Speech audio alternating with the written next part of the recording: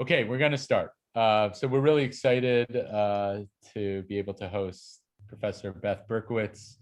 Professor Berkowitz is the Ingeborg Renner Chair of Jewish Studies and professor in the Department of Religion at Barnard College, part of Columbia University. Author of numerous books and studies, including The Excellent Execution and Invention, Death Penalty, Discourse in Early Rabbinic and Christian Cultures. Despite the grim topic, it's an excellent, important work. In 2006, which was also the winner of the Salo Baron Prize for first book in Jewish Studies. Author of Defining Jewish Difference from Antiquity to the Present, and Cambridge Press from 2012. And relevant to today's lecture, Animals and Animality in the Babylonian Talmud, Cambridge University Press, 2018. And I think this is a topic of ongoing interest to Professor Berkowitz. So we're really thrilled to have her join us today. We've been we've been waiting for her to join us for a while. And even with all the downsides of COVID, this is one of the upsides. So as we're emerging out of COVID, we're also lucky enough to still get the benefits of hosting Professor Berkowitz. And like I've said to some other guests, that doesn't excuse you from coming to visit us in person. Professor Berkowitz. Thanks so much, David. And I really want to thank Professors Porat and Plato for inviting me. It's an honor to be here. It's nice to see you all, to meet you all, even though it's hard to really interact with the Zoom squares. But I look forward to spending some time with you in the next hour or so, and to share a little bit of recent work of mine. So I'm going to actually share a PowerPoint. Okay. Okay. So I'm going to dive right in. Sociologist Eviatar Zerubbabel, he begins his book, Ancestors and Relatives, Genealogy, Identity, and Community, with the following evocative questions. Why do we consider Barack Obama to be a Black man with a white mother rather than a white man with a Black father? You can see some of the other questions here are 6 cousins, still family. Why did the Nazis believe that unions between Germans and Jews would produce Jews rather than Germans? Why is it considered more prestigious to be a 10th generation American than a 2nd generation American? So you can see some of the other questions.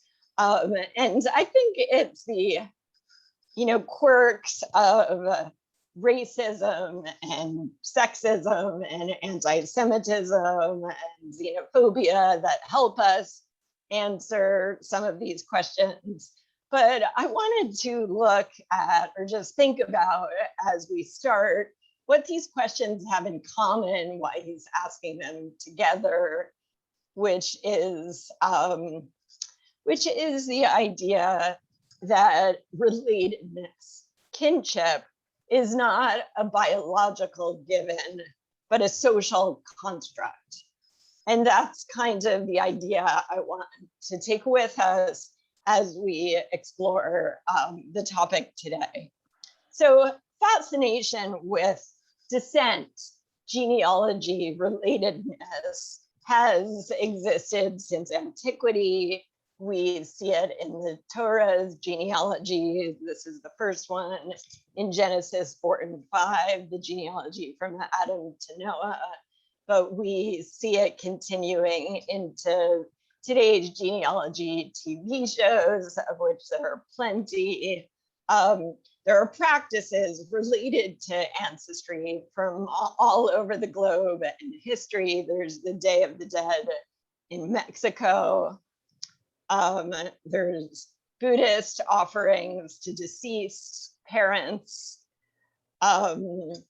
And if we kind of look globally across time and space, what we see is that genealogical relationships are really central to individual and social identities. This is from Zerubbabel. Relationship to ancestors and kin have been the key relationships in the social structure. They have been the pivots on which most interaction, most claims and obligations, most loyalties and sentiments turn. Lacking a sense of ancestry is tantamount to being cast out upon a sea of kinless oblivion. So with all that in mind, I wanted to think with you today about how the Bible applies the notion of family to animals, to other species. So the focus that I've developed is on 4 laws within the Torah that deal with animal families. So I'll just introduce you to these laws. They will probably sound familiar, at least some of them. Some are more famous, some are less famous. So this is the most famous, the prohibition against boiling a kid in his mother's milk, which appears 3 times in the Torah in different places. There is the law to keep a child with the mother for the first week of life. This appears in 2 places in the Torah, in Exodus, in the context of firstborns, and then in Leviticus in the context of sacrifice. The 3rd law that deals with kinship among animals is a law prohibiting same-day slaughtering parent and child animals on the same day. So this appears in that same passage of Leviticus that we just looked at, that also has the requirement to keep the animal with the parent for the first week of life. And then finally, in Deuteronomy, there is the law of sending off the mother bird before taking her chicks or her eggs. So these laws are scattered throughout, as you can see, throughout the Torah sources, throughout the Torah, but also if you think source critically, also throughout the Torah sources. But they've been recognized as thematically related since antiquity. Philo wrote about them in conjunction with each other as a group, but Midrash Halacha, Midrash Agadah also group these laws together. And you can see why all 4 of these laws focus on a parent-child pair. They all presume some kind of disruption of that pair through separation or through slaughter. And there's a standard approach that has developed for these laws to think about them as a group, which Jacob Milgram has called the Humanitarian Rationale. And the idea there is that the laws are designed to foster compassion and respect for animals. Of course, the paradox, and this is one of the things that has gotten me interested in these laws, is that the humanitarianism in these cases is supposedly being practiced while animal families are being separated and the individuals are being slaughtered. So that's a little bit of a strange way to approach humanitarianism. But actually my interest today is actually more in asking a different question. Not, are these laws humanitarian or are they not humanitarian, though maybe we can address that. But this, given that genealogical relatedness is a crucial element of Israelite identity, later Jewish identity, and as I said, all human identities, what does it mean for the Bible to extend family thinking to animals, to develop these laws and to be concerned with these kinship bonds among animals? How does inclusion of animals in the construct of family change the way that the Bible's readers have thought about animals and humans and families.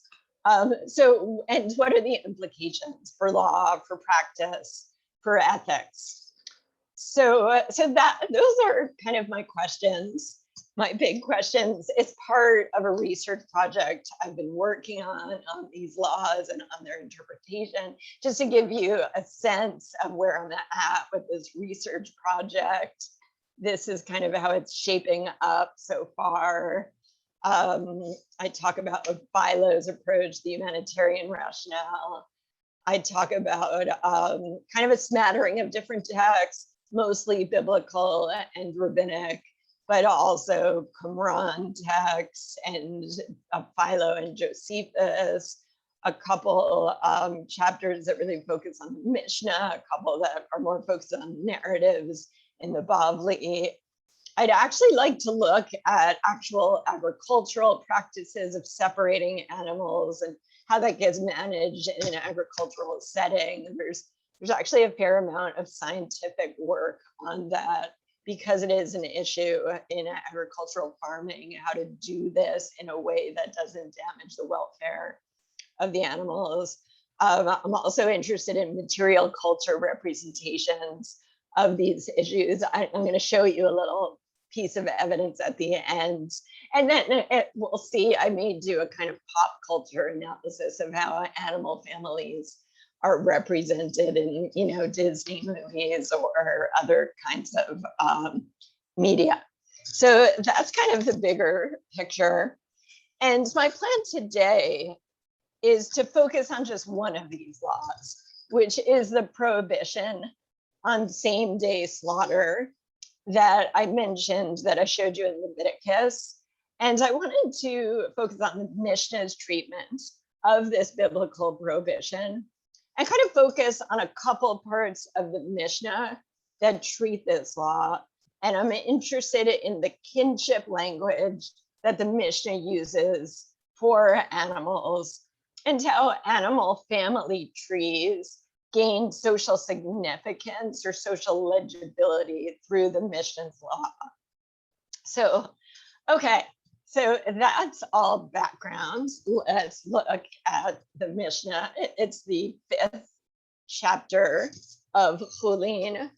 And so as not to kind of drown you in text, I'm gonna skip.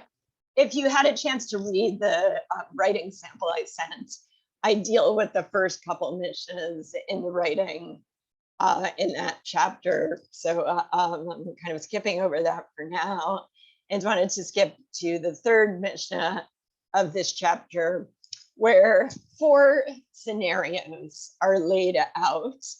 And it's one of these, like, Mishnaic mental exercises that in some ways, if you're used to this material, it's kind of fun to like figure out, how the scenarios differ and why the laws differ from one to the other.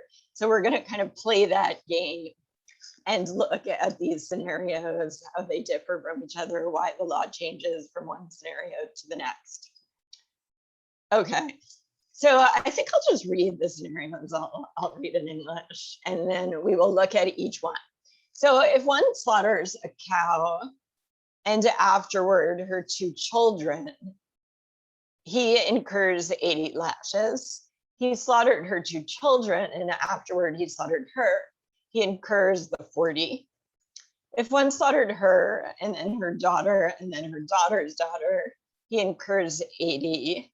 If one slaughtered her and then her granddaughter and then he slaughtered her daughter, he incurs 40. Simcha says, in the name of Rabbi Meir, he incurs 80. So, okay, let me break this down and we'll go through each scenario, kind of what shifts and what are like the implicit kind of principles that that lead to, either 40 or 80 lashes. So, okay, so in all 4 scenarios, let's see, which are divided into couplets. There's 3 cows that end up dead at the end of the slaughtering. and the person who slaughtered them ends up being punished with lashes, whether it be 40 or 80. And the standard rabbinic punishment for violating a negative commandment is 40.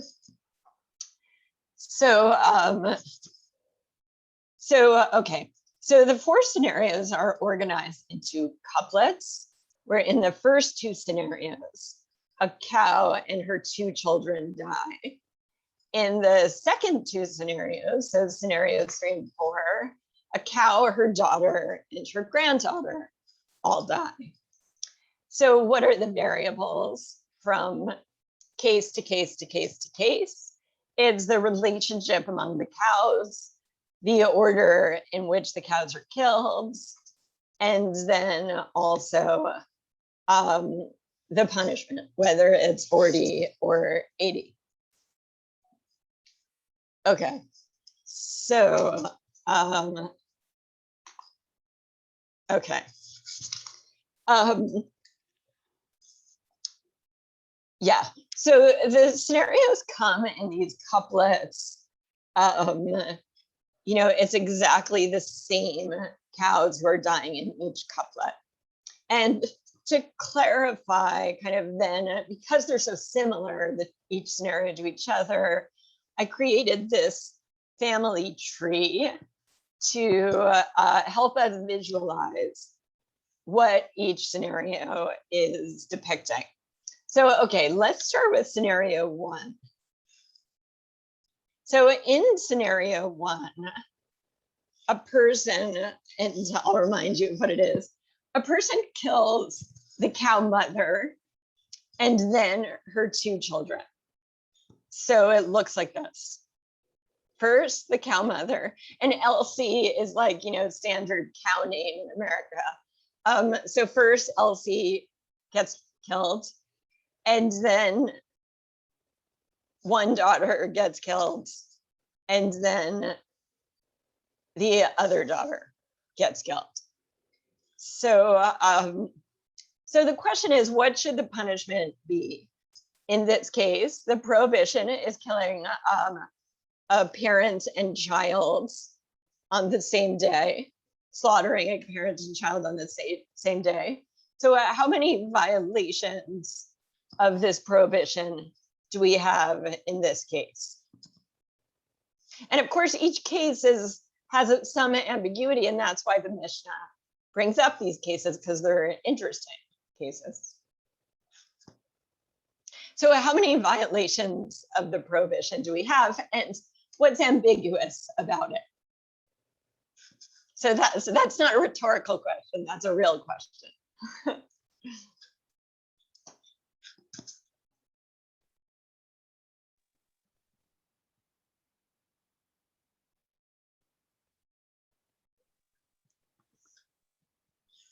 So it seems that there is 2 violations, but the focus is on killing the daughter and not killing the mother. Yeah, okay, so there's 2 violations because you've killed 2 mother-daughter pairs. There's Elsie and one daughter versus Elsie and the other daughter. Now, why could you potentially think that this is just one violation?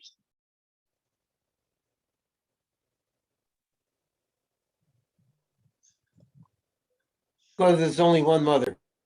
Exactly. So, so you could potentially think it's only one violation, which is why the Mishnah spells out that it's actually considered 2 violations, and it's considered. Does someone want to articulate why it's considered, again, 2 violations then, if there's only one mother who's killed?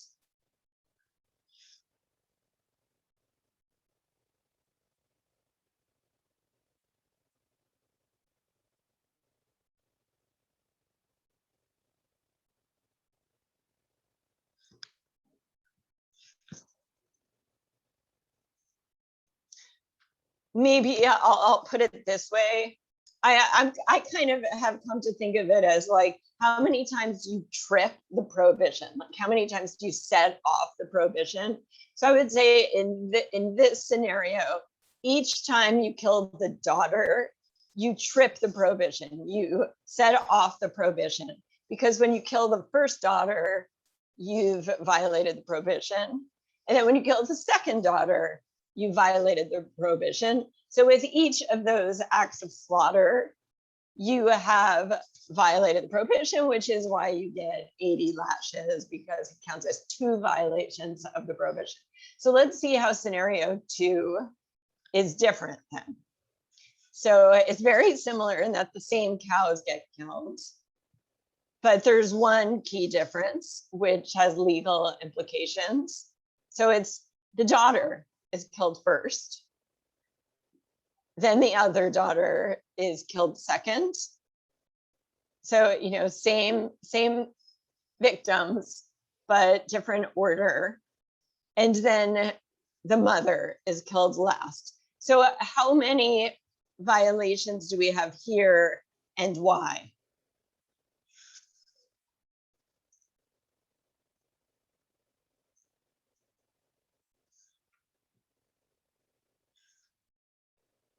I think the Mishnah only said 1 violation in this case.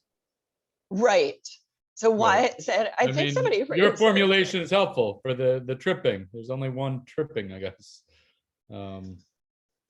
Right. So I think, so I'm just looking as to who raised their hand. It's hard to keep track sometimes. Was it? It was David Flato who spoke, but you feel free to go to other people. But, Okay, David, thanks. Yeah, so I kind of missed that. But yeah, so when the daughter, when each of the daughters was killed, there was no violation. When Elsie was killed, there was a violation. And because it was only 1 act of slaughter, there was only 1 tripping of the violation, even though there were 2 mother-daughter pairs ultimately who die, where you might think that counted as incurring the punishment twice, because there's only 1 act of slaughter that trips the prohibition. The Mishnah rules that you're only considered to have incurred liability once, because there's only 1 act of slaughter that actually trips the prohibition. Okay. Yeah. Rashi's comment is shchitat isur achat.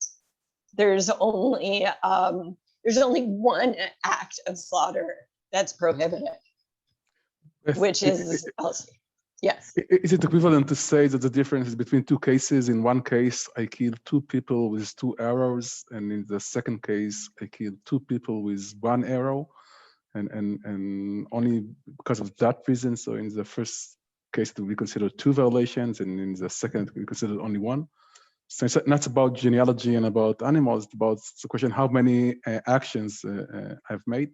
Yes, I think that's correct. I mean, it's possible there are distinctions between the 2 cases that would lead you in different directions, but I think it's a good analogy that it really comes down to how many acts violate the prohibition. And if it's only 1 act that violates the prohibition, then you only incur liability for that 1 act, even if in this case there are actually 2 family pairs where you could see a violation. I mean, I don't think that the Mishnah's legislation is the only possible way to legislate. In fact, the Tosefta has a different approach. So it's not like an inevitable way to think about this, but that is the approach the Mishnah takes, that if there's 1 act, you can only consider what we'll see. Actually, we're going to get a slightly different approach later with Sumkos. But for now, the Mishnah's idea is if it's 1 act, you can only be considered liable for 1 set of lashes, even if there's actually 2 pairs so I like that analogy to the one arrow. Okay, so let's see scenario 3 and kind of see how this plays out slightly differently in the second 2 cases. Okay, so what happens in scenario 3? First, Elsie. Second, Elsie's daughter. Third, Elsie's granddaughter. Okay. How many violations, if you can recall, does the Mishnah say we have here? Is it 40 or 80?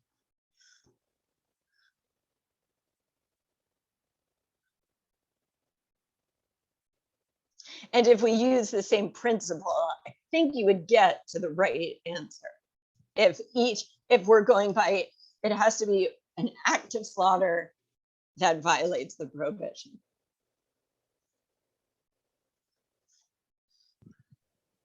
So I don't remember the Mishnah, but it looks like 80. Yes, good. Yeah, and so can you talk us through that? What are the 2 acts that violate that trip the prohibition? Yes. So one is killing the daughter, and the second is when killing the granddaughter. Good. And when killing the granddaughter, what is the nature of the violation there? Killing the granddaughter and its mother at the same day. Yeah, good. So the daughter there is, we think of it as the mother. Yep. That makes the killing of the granddaughter into a violation. Okay, good. So far it's the same principle, makes sense. So now we get to maybe a more complicated case. You can the Mishnah is kind of good at teaching us, I think, to anticipate the next case. So you can kind of anticipate in some ways the next case here, which is exactly the same as before, but just different order. And then our interest is how does the temporal sequence change the implications for the ruling? So, okay, so we have Elsie first again, but instead of the daughter coming next, we have the granddaughter coming next, and then the daughter. So what would you expect here? So we could just start, okay, killing Elsie, that's not a problem. Killing the granddaughter, also.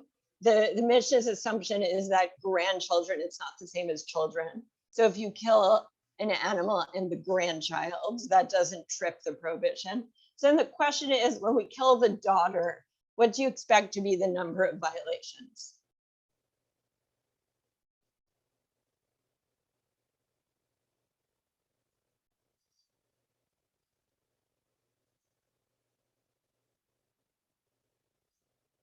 So in some ways, it's similar to case 2 that we talked about. Does someone want to talk us through this case?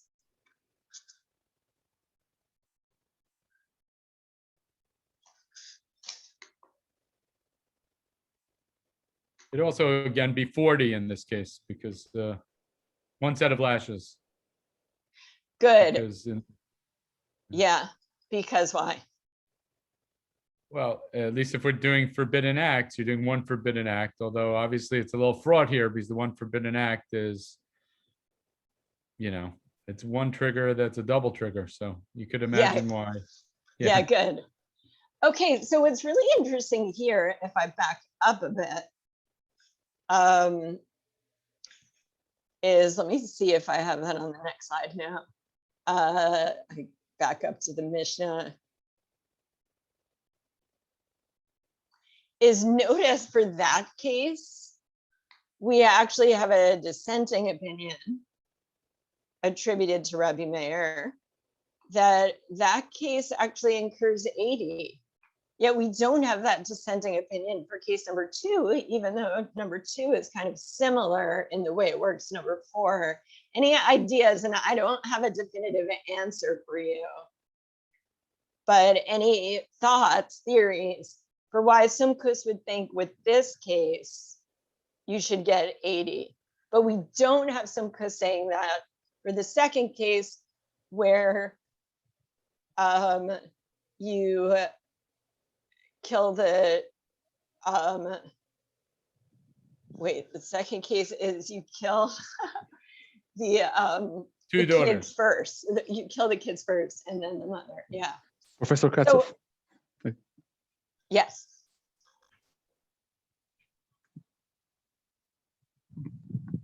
Professor Katzov, did you want to say something? No, I was pointing that it was case number one. That's all. Oh, okay. Yeah. So I think that there is. I'll throw in that perhaps is this issue of any sul halal isul, and the machloket would be whether isul halal isul bevat achat.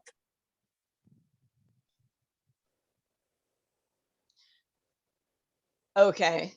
I'm not sure if that would help us distinguish between case 2 and case 4, like why we should, and maybe there's some kind of redactional question there too, like why we would have sukkos dissenting for case 4, but not dissenting for case 2, which is kind of similar dynamics.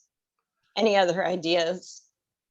Yeah, I would like to suggest some different perspective, and in this specific case, actually, when you kill the last cow's daughter, you kill 2 animals in one shot because the same animal is both a daughter and a mother. So actually, there are 2 animals there. So you kill the daughter, and you kill the mother, which happen to be in the same animal, but this is just by accident. But it's two separate animals in the same body. I like that. Yeah, I think it has to do something with that generational complexity. I agree. I like the way you put it, that you kind of have a daughter and a mother embodied in that one cow, and that there's something about the 3 generations as opposed to the 2 generations that would seem to generate the descent in case 4 and not generate the descent in case 2. So yeah, that is my gut too, though we don't know, the Mishnah is kind of laconic about the logic. It doesn't have any kind of, zehaklal kind of thing here.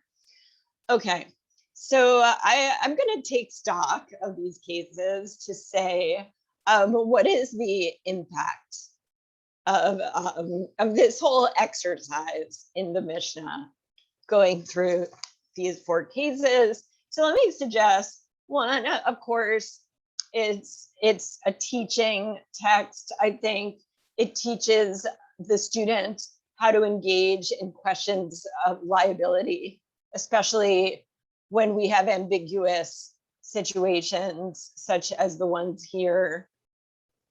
I think we could see another impact of these cases as just, focusing us, as we would expect the mission to do, on the stakes of this prohibition for people who violate it, kind of playing out these liability questions so that we have a clear sense of what, how do we violate this and how does the liability play out for it.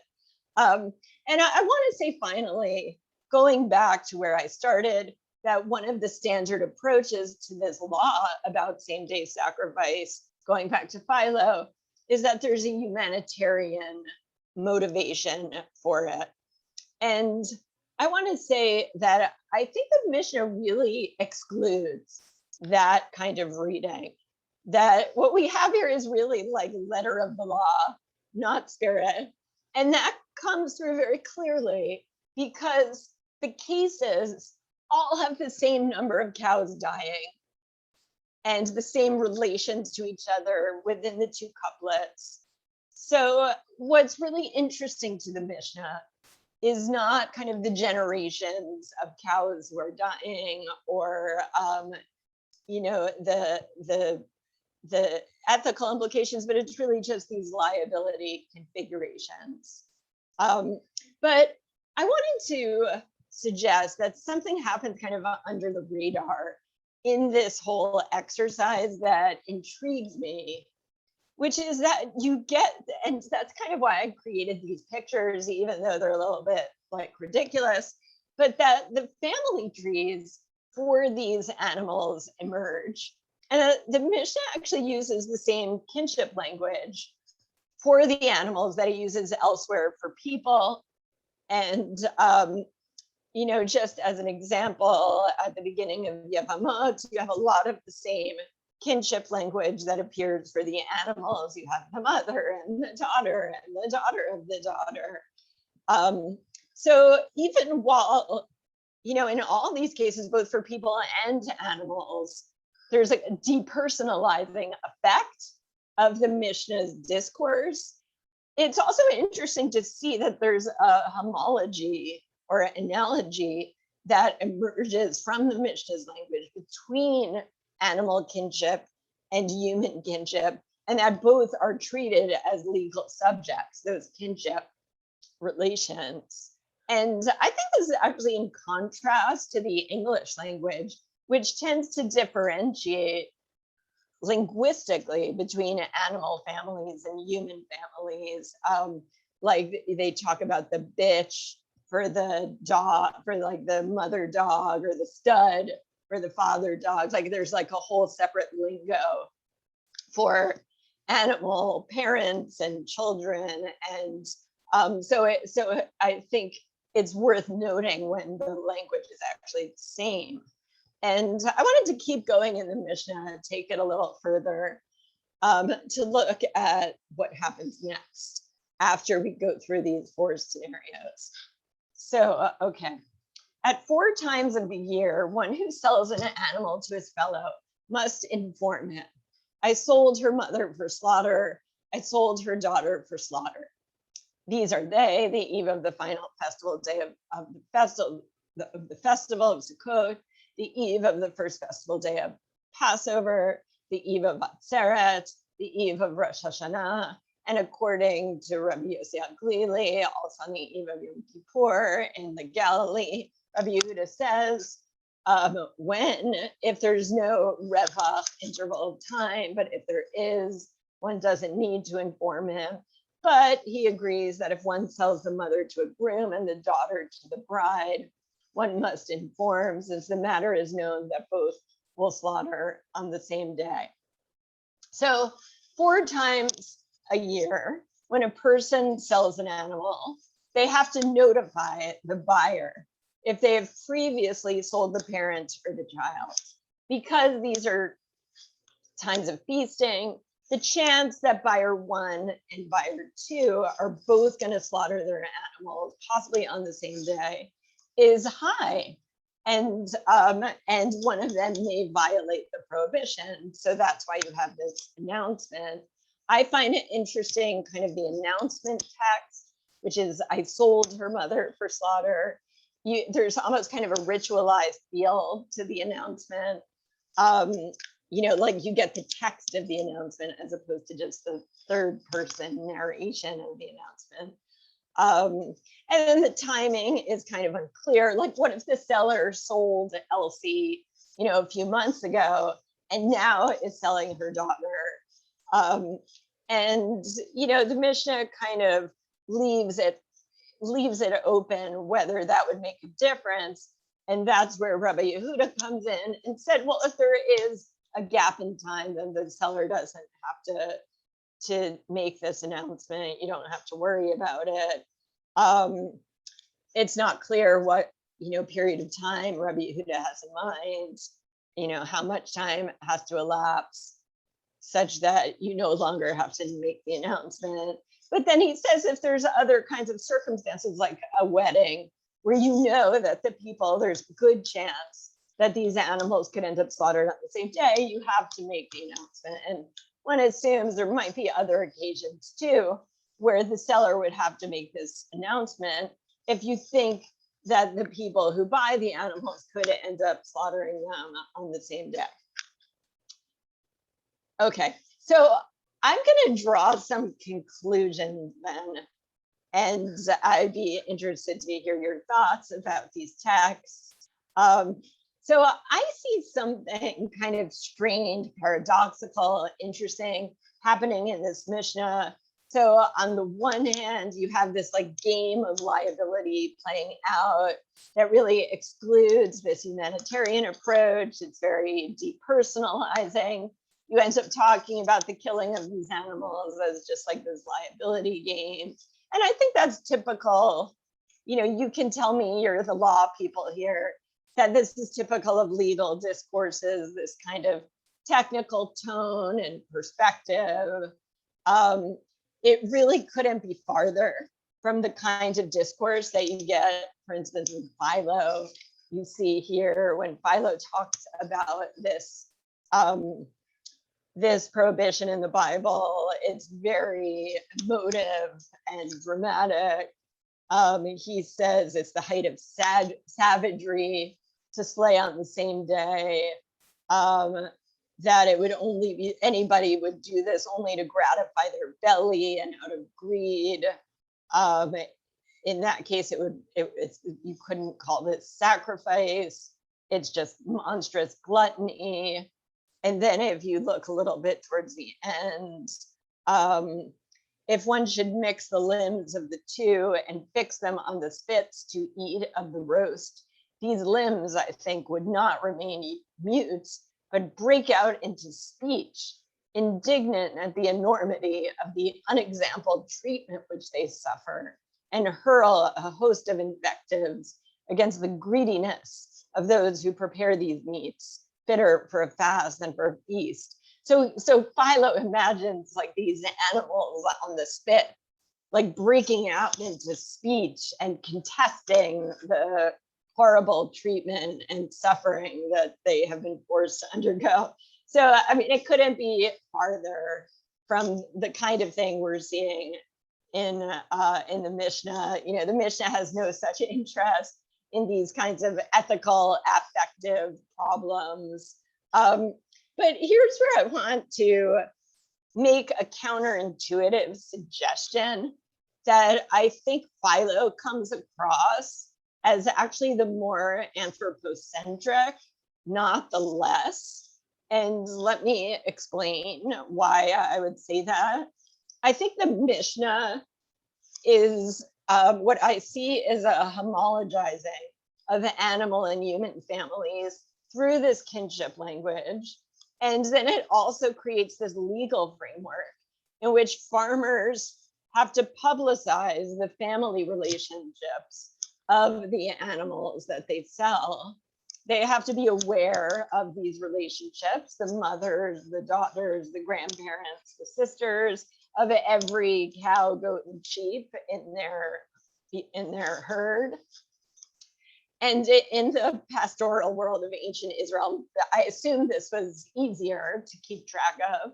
In the urban commercial setting of the Mishnah, this probably took more work to keep track of the family trees of the animals that were being commercially traded. So, you know, my interest is not to say that the Mishnah is like taking some kind of an animal-friendly stance. This is a text about killing animals. But I think for the Mishnah, if you kind of spin out the implications, the biblical law, as the Mishnah treats it, leads to animal families possessing some kind of social significance within the rabbinic universe. The animals have to be thought of as belonging within a set of kinship relations. And those kinship relations are similar to the ones that human beings have.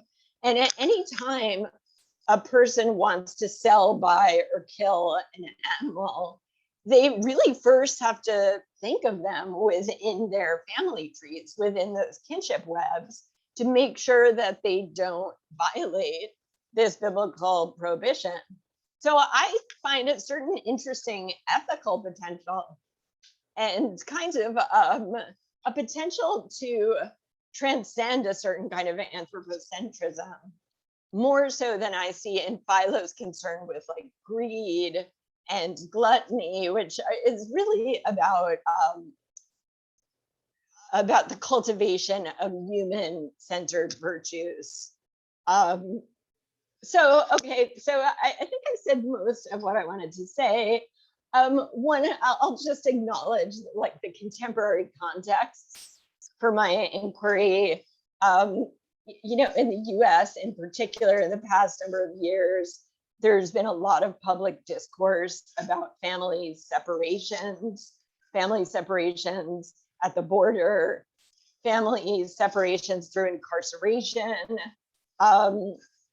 and family separations for animals in the kind of factory farms and the agricultural industry.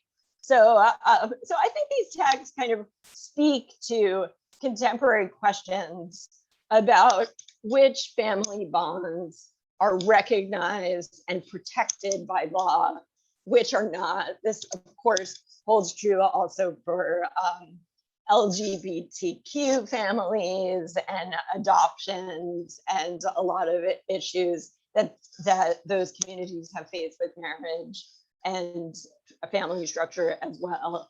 And so I think these animal family laws are interesting for considering these questions about family protection, how the law interacts with family, which families the law recognizes, and I think also how the law thinks about animals and then applies the construct of family to animals. And I finally wanted to situate these laws within the history of human-animal relationships. So last year, there was breaking news about animal milk. And what they found is that, you know, it wasn't always the case that humans took milk from other animals. It happens at a particular moment in human history where,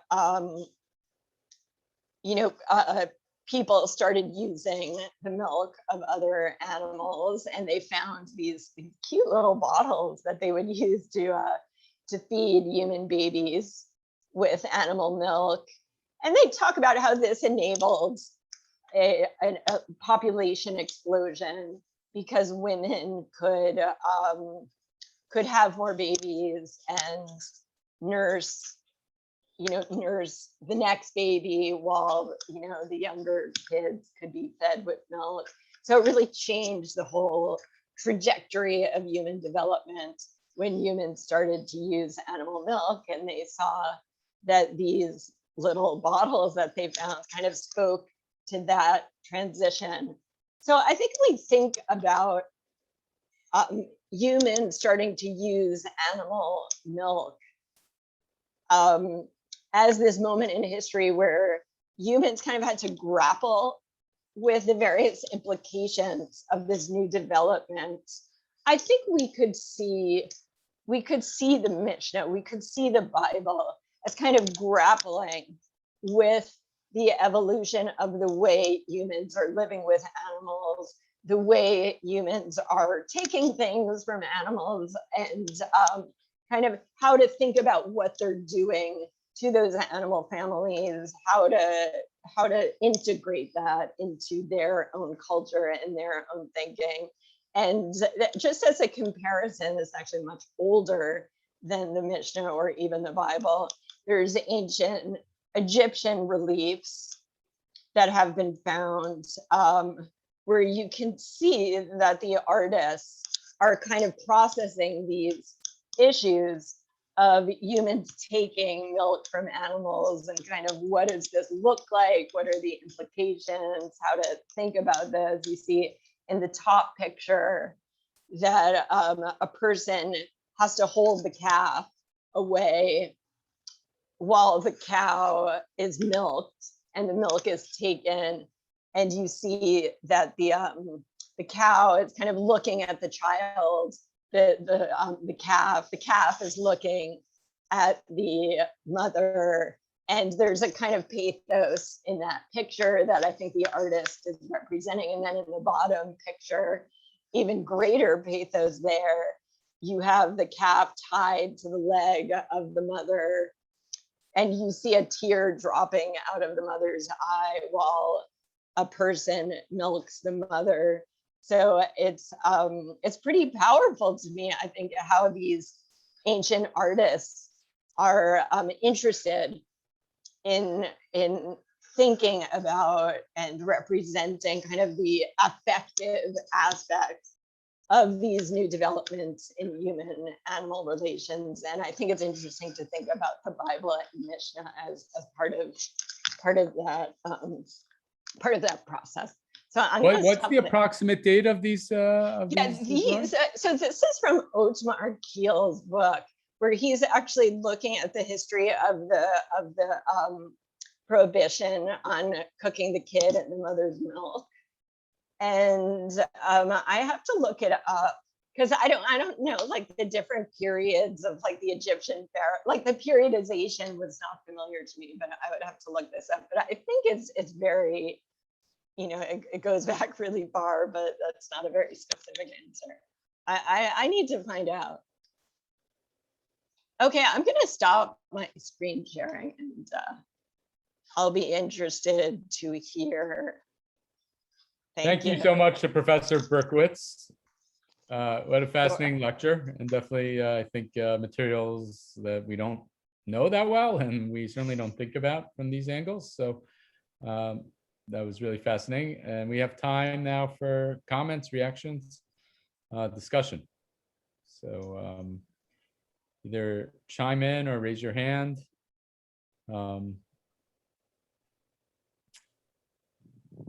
Benny, do you want to? Yeah, so I would. Yeah, thanks, David. Thank you very much, Beth. It's fascinating and really interesting and thought-provoking. And I never was thinking about this kind of Mishnah from this perspective. And one broad question. So it seems that the subtext or the main question is about to what extent we are personalizing animals and attributing family relationship is one kind of aspect of this question. And so my question is about other examples that can demonstrate the fact that on the one hand, the rabbis and biblical law as well are agreeing with this idea of personalizing animals on the one hand, but on the other hand, we can see also the different process of, and I'm not sure if there is such a term, of animalizing people. So doing the other process too. So on the one hand, of course, we all are familiar with the ideas that the animals can be executed, can be judged, and there is a whole process of baiting of animals who were involved in crime. And of course, there are some assumptions here of thinking about animals of a kind of, I'm not thinking human beings, but something like that they are accountable or they should be punished or something like that. This is on the one hand. And of course, this is part of the idea of some similarity between human beings and animals. On the other hand, we can see kind of halachot like avadim en lahem yachas, which is to say that avadim has no family. Slaves has no family, as opposed to non-Jews. So non-Jews has yachas, non-Jews has families, but avadim, slaves, has no, because of zirmatzusim, zirmatam, and all of this kind of idea. But here we can see how the rabbis think about slaves as animals, and therefore there has no family relationship. So that there are two opposing tendencies. So on the one hand, attributing human characters to animals, on the one hand, attributing animal characters to human beings. So what do you think about this kind of a complexity? That's a great question. Yeah, I think, yeah, I mean, I've looked at a lot of interesting texts, and in fact, was just this morning teaching about I'm teaching a class on crime and punishment in Jewish culture, and we were talking about excommunication. Today, we were looking at material in Moed Katan that talks extensively about different kinds of excommunication, and one of the last stories in Moed Katan is about a dog who's excommunicated. So, so it comes up in all kinds of unexpected places. But I think particularly when it comes to punishment, actually, it's really interesting to see how animals are part of that system. And the big question there is, to what extent do the texts attribute kind of moral capacity, moral culpability? And I think there's a lot of ambivalence about that. As far as, but I think there's more. I think there's more. There's, in some ways, I think because they weren't living with factory farms and they weren't living so dissociated from animals the way we are, I think they're more open to those things than we actually are. I think there's more room for it in these rabbinic texts than in some ways like we have allowed for it in our culture, although that's starting to change. As far as animalizing persons, I think the analogy to slaves is really important because there's a lot of similarities between how slaves are thought about and how animals are thought about, because they're both, living creatures who are at the same time property. And that creates a certain paradox, a certain tension, discomfort, legal problems. So I think that nexus between slaves and animals is really important to look at. And I think especially when it comes to family, because like Orlando Patterson's work on slavery as a kind of social death, I think you could make a similar case for animals, that animals as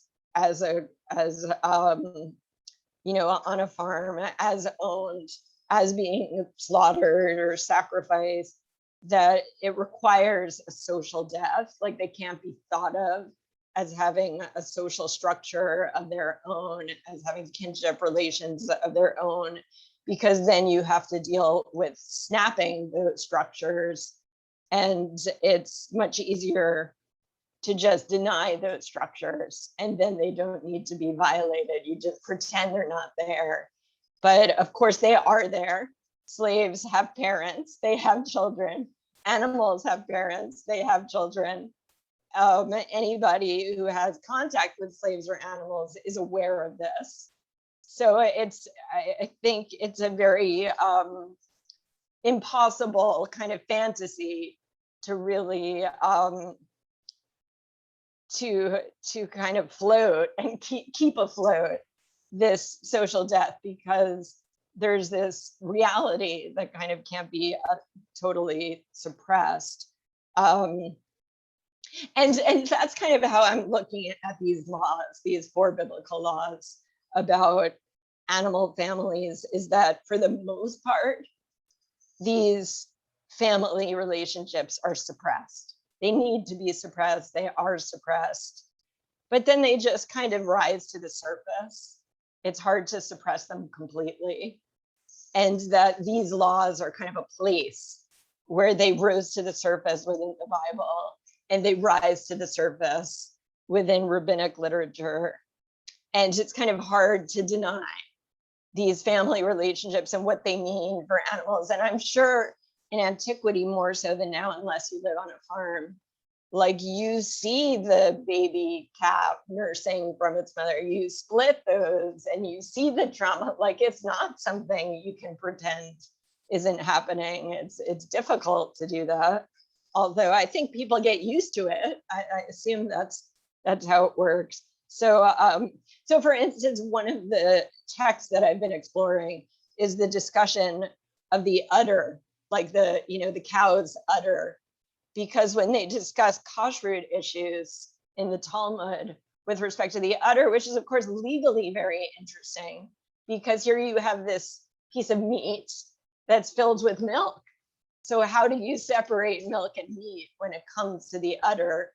And there's the issue of like, do you try to drain it of milk, or does the milk somehow not count because it's inside the udder? But what I find interesting is that it's kind of hard to forget when you're dealing with the udder that there's an animal mother who is going to be nursing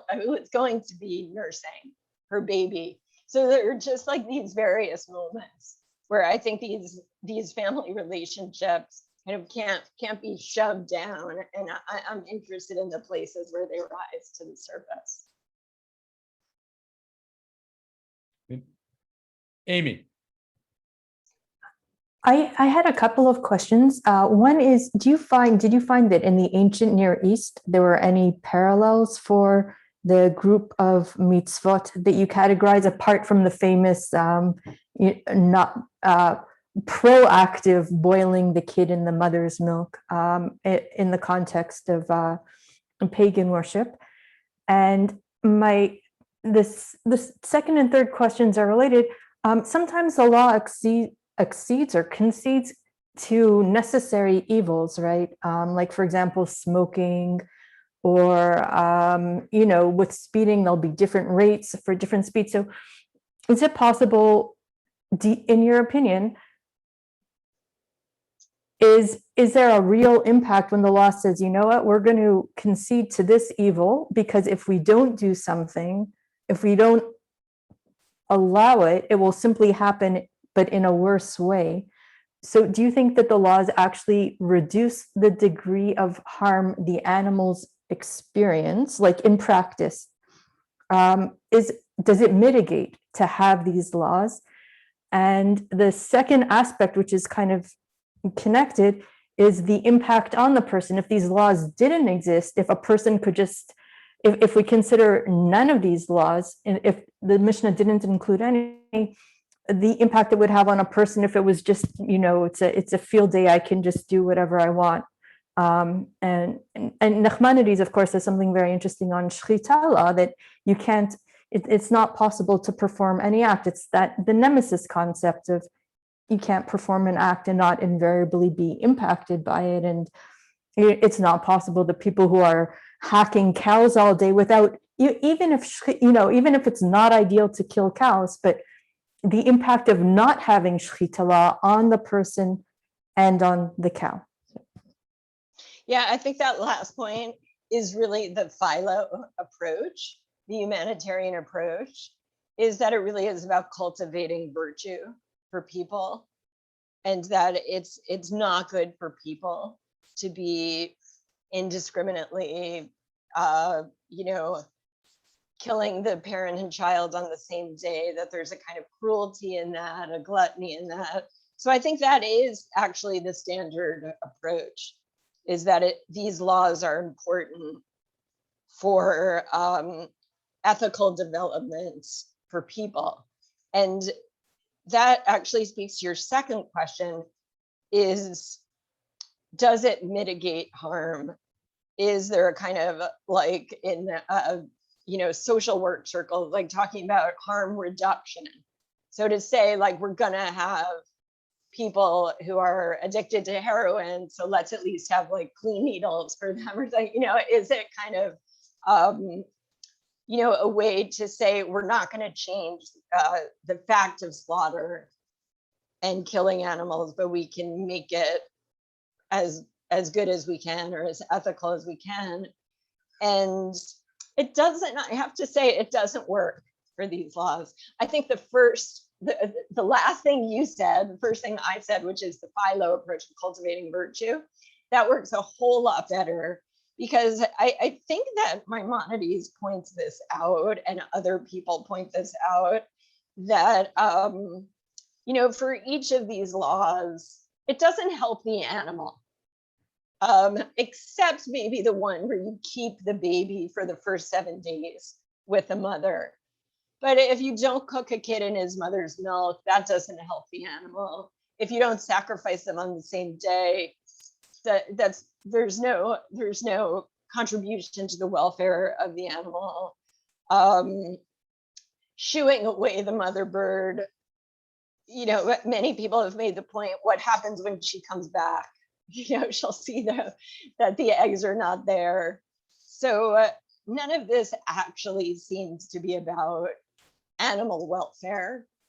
It seems much more to be about cultivating virtue and cultivating a certain ethical sensibility on the part of people, which maybe you could say in the larger scheme of things might contribute to animal welfare, but I don't think these laws in any particular way do that, and they don't try to.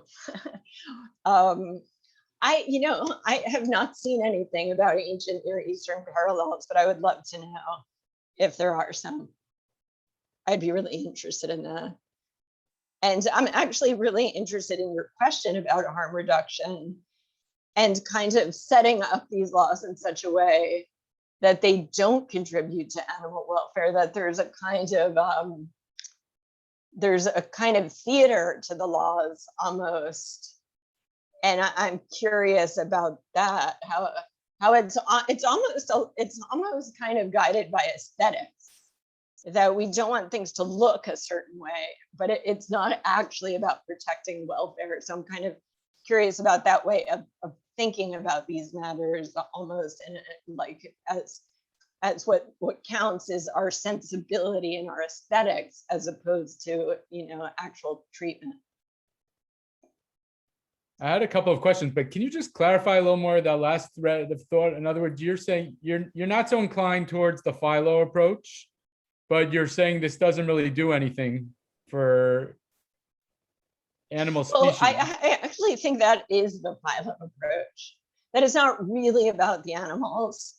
It's about cultivating certain kinds of virtues, like appreciation for the divine order, avoidance of gluttony, modesty, the kinds of virtues that are important for philo.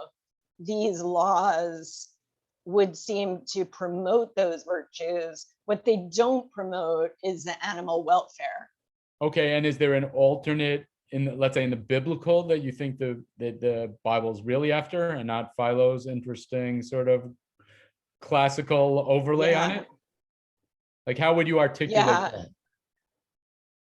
Yeah, that's a really good question. Is like, what's the Bible's intention? I don't think there's like one answer to that question. Like, particularly, for instance, the law about keeping the baby with the mother for the first week of life, that appears in Exodus, then it gets reframed in Leviticus in a different context. So just that law, you know, there's no one answer, because you have to look at how is Exodus kind of presenting that law versus how is Leviticus presenting that law. So it's hard to reduce it to like one idea that runs across it. But my intuition, and of course there's many theories about cooking a kid in his mother's milk. So I don't know, you know, I'm not sure I could shoot down every other theory except for my own. But I think like my take on these is that it's a kind of moral aesthetic, which has a certain overlap with philo. It's not exactly the same thing, but it's that we don't want to be violating animal families in this very explicit sort of flagrant way, that there's just something there may, like in some ways it's similar to a public-private distinction. Like you don't want to do something that's really flagrantly denying these kinship bonds. So it's almost like, you know, you want to perform a certain kind of respect, but it's really, it stays at the performative level.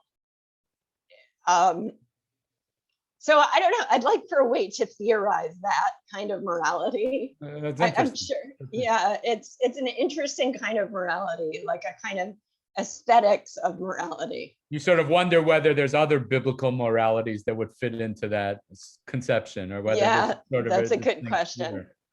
I wanted to ask a couple of questions, if that's okay, or a few. One, just to think out loud with you about that source in Chulin about the announcement on the eve of the holidays. And I sort of am curious what that's all about, because you could almost imagine an argument that, listen, I'm never allowed to shecht an animal because I might be violating a biblical prohibition. And you know, safek doraita l'chumra. I just can't. I have to be a vegetarian because I can't check any animal. Now that would be a little extreme. That would seem a little manipulative of but it does raise, I think, a fair question of sort of what's the default halachic analysis of what the right way to go is. I mean, it's not the first time in a halacha we're in an area of safek or rov matsui or rov not matsui, and you sort of wonder what's the default assumption that's animating this Mishnah. And just the larger sort of generalization is the Mishnah being mekel or machmir, I guess depend to who, to the animal or to the eater. But is the Mishnah sort of narrowing? They're just saying there's one day a year. In other words, and this I'm a little resisting or raising a question that I think is a little resisting the direction you took it in. You said it's a spectacle. It's sort of conscious raising awareness, etc. And that's interesting. It's fascinating. But I could see sort of an argument that's very limiting of the purview. They're like 4 days a year where we really sort of flag this because there really might be egregious violations of this, and that's it. And then aside from that, we could really put it out of our consciousness. And I'm not saying that's right. I really don't know. I just wondering your thoughts about that. I'll just add. Okay, maybe if there's time, I'll add another question afterwards. But that's a great observation. I think that's true. That they could have been stricter. Like you could, every time you sell an animal, have to tell the buyer who's got, the parent or the child, what, you could keep better track. Like this is a biblical prohibition. It's serious business. So if you really want to make sure people aren't violating it, you could keep better track than what the Mishnah actually calls for. So I think that's a good point, that they could have gone farther with this and they didn't. So in some ways, it kind of feels like maybe they're actually not so worried about violating this biblical prohibition. I think you do get into like issues of realia, which is like how many animals did people have? How often did they slaughter them? And that makes a difference. Like if they're not, and that's something I think people have become more interested in. Is like in the past, how much meat did people eat? In the present, people eat so much meat because of factory farms, and what does it look like in different places at different times in terms of how much did people actually slaughter animals and eat them? And maybe it's the case that people didn't slaughter animals all that much, and it really was just around these times that people would slaughter the animals, in which case maybe it's not so lax to just restrict these announcements to those times. I think the wedding case is interesting too, because it brings up another time when you would expect people to be shechting. So I guess the answer, I have two answers. One is I might agree with you that it's actually a less strict approach to the prohibition than you might expect. On the other hand, maybe if people didn't slaughter that much and it was just around these festivals or around weddings, then maybe this actually is pretty strict. And I guess either way, I'm still kind of curious about the somewhat theatrical dimension of it, which I just find interesting because, why? yeah, and it does bring it to the radar on important days also. And Right. Yeah. No, that makes sense. I just maybe I'll just throw out two other things. One's really, I think, just the very basic. I think the most obvious pushback that you would get, and I know you won't agree with it. And I'm not saying I agree with it, but I'd still would like to hear you briefly if you're willing. I think most people react and say, listen, and I think you even gestured at this, that the rabbis are hyper legalistic, that they do their gymnastics, that they're willing to ask how could you violate 9 violations at once on Yom Kippur? And, I don't know, like there's no limit to the gymnastics. So they don't even realize that they're in different spheres, maybe, it's all, we could count the amount of karetz, and we could count the amount of otov et pnos, and we could count the amount of tsarot and arayot, and it's all cut from the same cloth of hyper halachic I mean, gymnastics is a little pejorative maybe, so I don't love the term, but that's what's going on here. There's nothing, there's no awareness or non-awareness beyond that. And I don't find that to be a very creative question, but that, I think that is the sort of, you know, until somebody would get me to slow down and read this in a different way, that would be my gut reaction. So do you not agree with that, or you think that's just part of the story, or yeah? Yeah, I totally agree with that. I think, I mean, I'd be interested to talk to someone who's kind of a legal theory person who could clue me into kind of the right theories and the right way to talk about this. I think what I'm trying to look at is legal rhetoric and kind of what is the impact of the rhetoric. So I'm not at all looking at intention. And I think that's what I was trying to say. I think the intention is a legal exercise. I think the interest is liability. I think there's no interest in ethics whatsoever. The part I skipped over talks about how the meat's still kosher and edible if you slaughter the mother and child on the same day. So like they have no problem, you know, like, you know, having your steak dinner or whatever if it's the mother and child together. So so it's pretty clear that there's no like love lost for animal families here. So it's really more about what emerges from the rhetoric, what emerges from the legal structures, kind of not intended,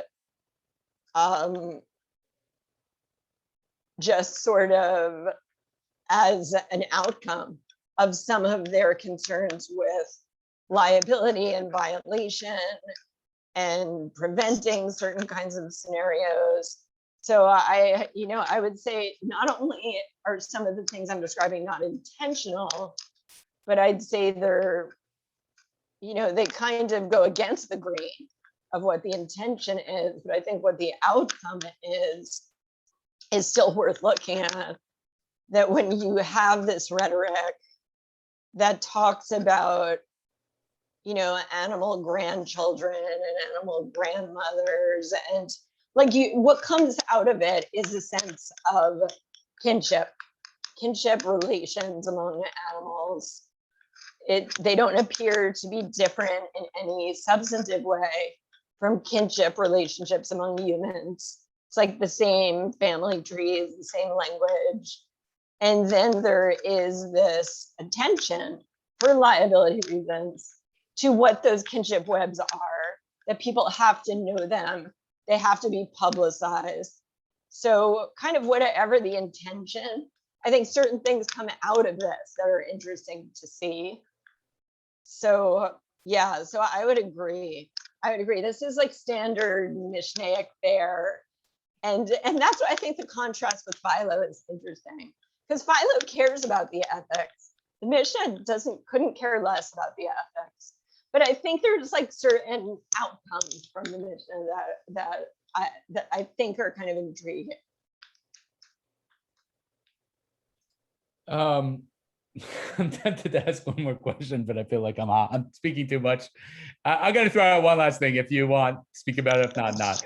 Can you say a little more just about that last point you just said about kinship and how much that is sort of, I feel like I'm being very uncouth here, but how much that's sort of indigenous and biological, how much it's constructed, and maybe a little for the rabbis too. I mean, maybe I'm asking a general question, but also for the rabbis, because I mean, just one text I sort of was tempted to throw out is a very different type of text, which is the Mishnah Sanhedrin about, which I know is also close to your heart, about Krovim, where rabbis start defining larger family units. And there it certainly starts to be very constructed. But I was asking the question not just for the rabbis.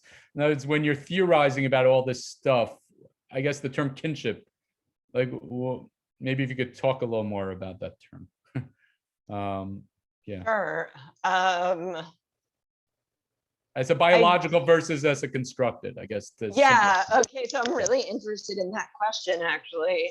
I do think, like, for instance, in the Tosefta, I believe, they do talk about dorot with respect to animals. There's this idea of like generations of a family. So you do see like different types of kinship terms being used with respect to families, which I find interesting. But then when it comes to the constructedness of it, which is how I started my talk, although I think we often don't see the constructedness of it, which is why Zerubbabel's work is interesting, because he's kind of pointing that out, but we tend to think it's natural. There's texts that I've been working on that are kind of scattered in different parts of like the Mishnah and Talmud that that kind of, because I think we have a tendency to think of animals and their kinship as like biological, like it's, you know, where we have kind of chosen families, like we have step parents, especially nowadays, like we have, you know, all different kinds of family configurations, or people whose friends become their family, or their communities become their family, and all kinds of families that we have consciously chosen families. And so we've begun to see our families as constructed, even if there is this biological element to how we think about it and how it's rooted. I think that's actually acknowledged within rabbinic texts for animals too, and exists for animals. There's a lot of interest in popular culture today about how that works in different animal species. Like, I don't know if people caught this story. There's this really popular story, at least here in the States, about this gay penguin couple at the Berlin Zoo. And people were just like that, and they had like an egg, and they were raising a little penguin together. And like people were just fascinated by like gay relationships in the, you know, non-human world. So you have, you know, like chosen families also in other species. And there's actually cases like that in rabbinic literature, in the materials in Hulin that talk about the mother bird, the sending off the mother bird. They talk about nests where the eggs are foreign, and the mother bird has an egg in the nest that's not the same species. So, which of course, like we know about birds, that there are birds that drop their, I forget what it's called, but they drop their eggs in another species nest to get the other species to raise it. And that's recognized. They talk about like different eggs showing up in different nests. They talk at one point about animals, this in Bechorot, talk about if you see a cow nursing a calf, can you assume that that calf is the biological child of the mother? And then they have a discussion about whether cows nurse babies that aren't their biological children. And they actually do acknowledge that that can happen. So you get these kind of like not natural or biological relationships that are sort of like family relationships recognized among other species, even in rabbinic literature, and certainly in contemporary scientific literature. There's a lot of research into kind of the complexity of social lives among various other species. It's fascinating. We're basically near the end of our time. Does anybody want to jump in with one last question? Please feel free to. And we're a little past our overtime from when we usually start. So I feel like if I'll just wait one more second to see if anybody wants to raise a hand. Here in Israel, we are already almost in the Kriyat Zman shel Shacharit. Yeah. Thanks Okay. for doing this, Lee. No, thank you so much.